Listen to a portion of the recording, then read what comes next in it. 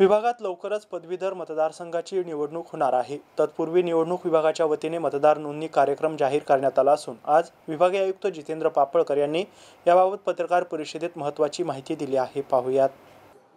तर या कार्यक्रमाच्या अनुषंगाने आता पहिल्यांदा तर काम सुरू होत आहे ते म्हणजे मतदार नोंदणीचं। आपल्या सर्वांना माहिती आहे की या निवडणुकीची जी काही मतदार यादी आहे ती मतदार यादी डी नोव्ह मतदार यादी असते। त्यामुळे प्रत्येक मतदाराला यापूर्वी जरी त्यांनी कुठेही मतदान केलेलं असलं तरी पण त्याला नव्यानं पुन्हा अप्लिकेशन करून घेऊन आपलं नाव मतदार यादीमध्ये नोंदवून घ्यावं लागतं।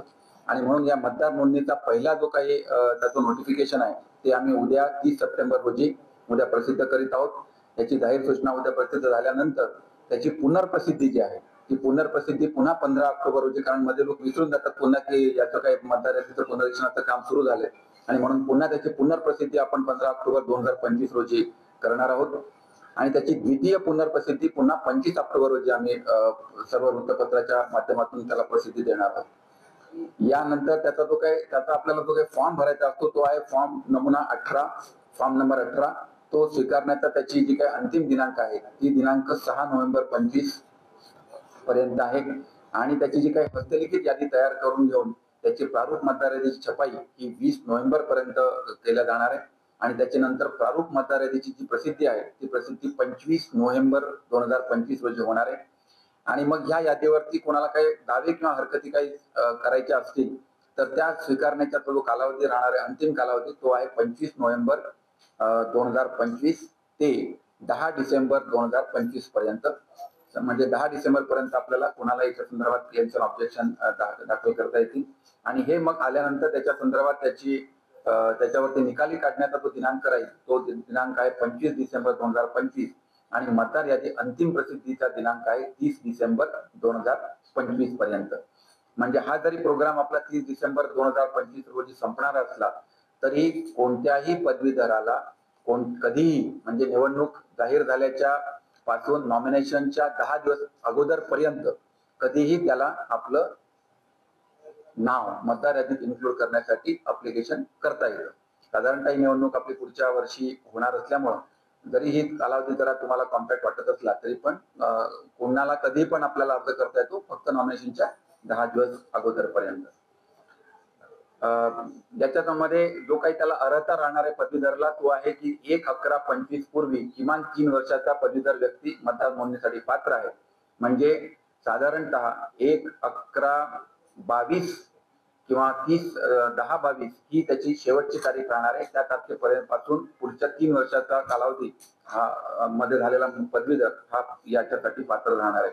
त्याच्या अगोदर त्याच्यापूर्वी मतदार नोंदणीसाठी नमुना 18 मधील अर्ज पदनिर्देशित अधिकारी यांच्याकडे अर्ज सादर करणे आवश्यक आहे। याच्यामध्ये आपल्या या नमुना 18 सोबत त्याच्या पदवीचं प्रमाणपत्र किंवा गुणपत्रक सादर करणं आवश्यक आहे। यासोबत त्याची मूळ प्रमाणपत्र किंवा गुणपत्रिका तपासणीसाठी जर का त्यांनी डेसिग्नेटेड ऑफिसरला दाखवली तर त्याला लगेचच पुन्हा त्याला पुन्हा साक्षांकनाची गरज नाही किंवा अटेस्टेशनची त्याला आवश्यकता नाही। फक्त जर का झेरॉक्स कॉपी असेल तर मात्र त्याला त्या आपल्या गॅझेटेड ऑफिसरकडनं अटेस्टेड केलेली कॉपी ही त्यांनी त्यांच्या अर्जासोबत जोडलेली असली पाहिजे। याच्यामध्ये त्यांचे जे काही अर्ज आहेत ते अर्ज दोनच प्रकारे स्वीकारला जाणार आहेत। एक तर तो अर्ज मतदार नोंदणी अधिकाऱ्याकडे म्हणजे आमच्या कार्यालयाकडे सहाय्यक मतदार नोंदणी अधिकारी म्हणून कलेक्टर्स आपण सर्व कलेक्टर्सना आपण यासाठी नेमणार आहोत, ते सहाय्यक मतदार नोंदणी अधिकारी असणार आहेत। आणि पदनिर्देशित अधिकारी नावाच्या पण अधिकाऱ्यांना आपण नेमलेलं आहे। ते तहसील कार्यालयाला तहसीलदार आहेत, SDO आहेत, तहसीलदार आहेत आणि काही आपल्याला कॉर्पोरेशन एरियामध्ये आपले वार्ड ऑफिसर्स म्हणून जे ज्यांना नेमलेलं असतं महापालिकेमध्ये ते सगळे वार्ड ऑफिसर्स हे याच्यासाठी डेसिग्नेटेड ऑफिसर म्हणून नेमलेले आहेत। प्रत्येक व्यक्तीला आपला स्वतःचं अप्लिकेशन आपल्याला करण्याची मुभा आहे। कोणत्याही राजकीय पक्षांना एक गठ्ठा पद्धतीनं अर्ज स्वीकारल्या जाणार नाहीत। याची आम्ही राजकीय पक्षाची देखील आताच बैठक घेतली, त्या सगळ्या राजकीय पक्षाच्या पदाधिकाऱ्यांना देखील आम्ही याबाबत सूचित केलेलं आहे की आपल्याला एक गठ्ठा पद्धतीनं अर्ज स्वीकारला जाणार नाही। कुटुंबाच्या मात्र एका सदस्याला जर का त्याच्या कुटुंबातील सर्व सदस्यांचा एकत्रितरित्या अर्ज द्यायचे असतील तर त्याच्यासाठी एक प्रिस्क्राईब नमुना आताच आयोगाने प्रिस्क्राईब केलेला आहे। ती पण आम्ही कॉपी सगळ्या राजकीय पक्षांना आणि प्रेसला आपण देत आहोत की त्याचा फक्त त्याच्या एका कुटुंबातल्या एका व्यक्तीने जरी सगळ्या माझ्या कुटुंबामध्ये एवढे पदवीधर आहेत आणि ते त्यांनी सर्टिफाय करून दिलं तर ते अर्ज फक्त त्यांना आपल्या डेसिग्नेटेड ऑफिसरकडे देता येतील।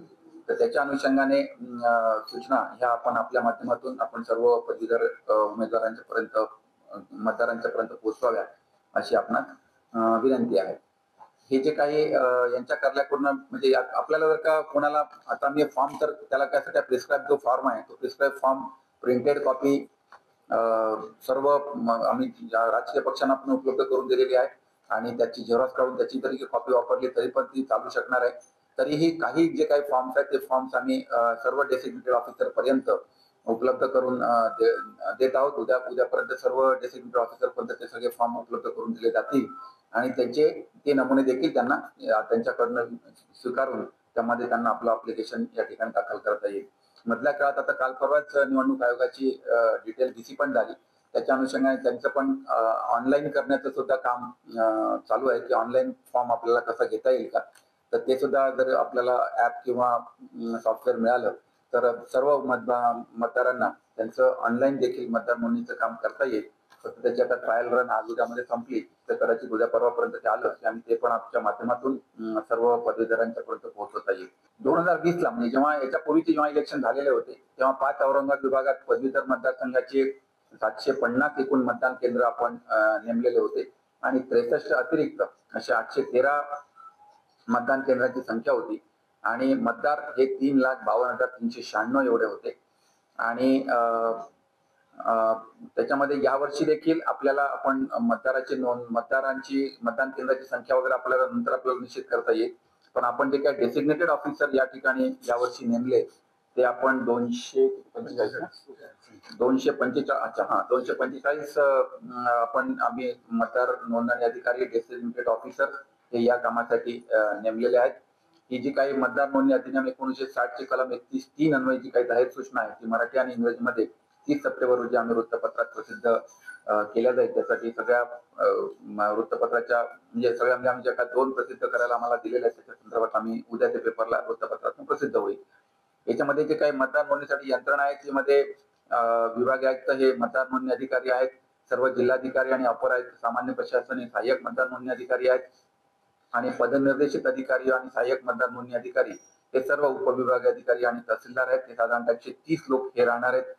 पदनिर्देशित अधिकारी मध्ये सर्व उपजिल्हा निवडणूक अधिकारी आणि नायब तहसीलदार निवडणूक आणि सहाय्यक आयुक्त मनपा जे आता मी सांगितलं अशा पद्धतीनं साधारणतः 106 लोकांची ही आम्ही टीम नेमलेली आहे. अशा 245 लोकांच्या माध्यमातून कोणत्याही पदवीधराला आपला अप्लिकेशन त्यांच्या माध्यमातून त्यांचा फॉर्म इथे जमा करता येईल आणि ही जी काही पदवीच्या शैक्षणिक पात्रता त्याला जी लागते त्याला म्हणजे त्याला पदवी 1 लागते किंवा त्याच्या समतुल्य किंवा समकक्ष असणाऱ्या पदवी या ज्या आमच्या या निवडणूक आयोगाच्या संकेतस्थळावर देखील आम्ही त्या प्रसिद्ध केलेल्या आहेत.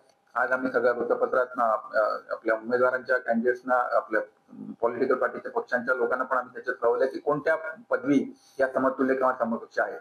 तर त्याची देखील यादी आम्ही सर्व मतदार नोंदणी अधिकाऱ्यांच्या माध्यमात त्यांच्याकडे त्या उपलब्ध करून देण्यात आलेल्या आहेत. आणि मागच्या वेळेला जी काही मतदार संख्या आपली 3,52,396 होती याही वेळेला त्याच्यापेक्षा जास्त मतदार होतील अशी अपेक्षा आहे. आणि आज मुळात जी काही प्रेस कॉन्फरन्स ठेवण्याचा मूळ जो उद्देश होता तो म्हणजे आपणच आहात की आपल्या माध्यमातून सर्व पदवीधरांच्या पर्यंत आम्हाला अतिशय प्रभावीपणे जाता येईल आणि जास्तीत जास्त पदवीधरांची नोंदणी ही आपल्याला ह्या माध्यमातून करता येईल. हाच फक्त आजच्या प्रेस कॉन्फरन्सचा उद्देश होता.